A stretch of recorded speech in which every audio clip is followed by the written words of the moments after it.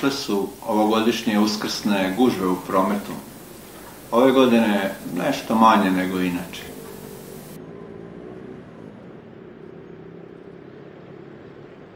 I ovaj Uskrs je već prošao. Motozeke održali su tradiciju svog humanitarnog djelovanja. Vožnju je završio i uskrsni tramvaj.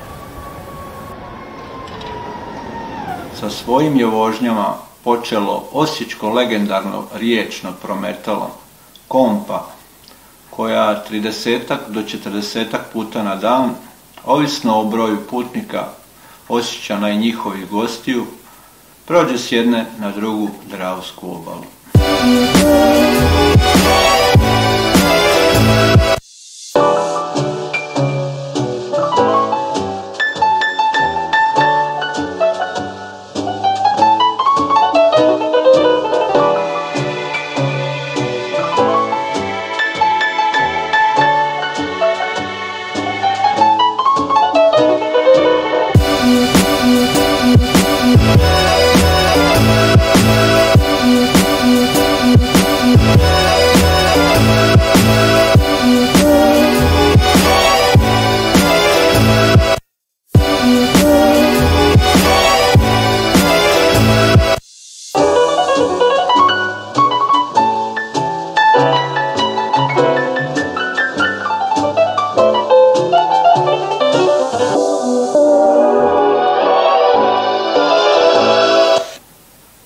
Manje više svi youtuberi imaju svoj studio u koji se uvuku i iz njega onako se javljaju, stvaraju svoj sadržaj.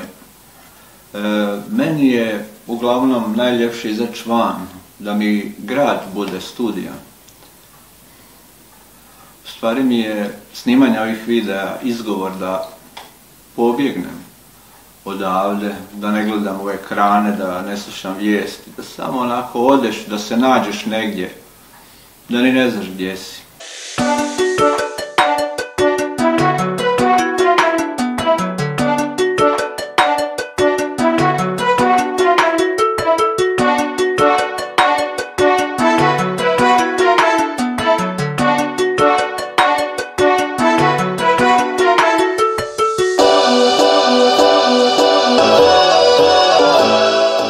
Snijeg je prestao padat, možda nam sad dođe i pravo proljeće.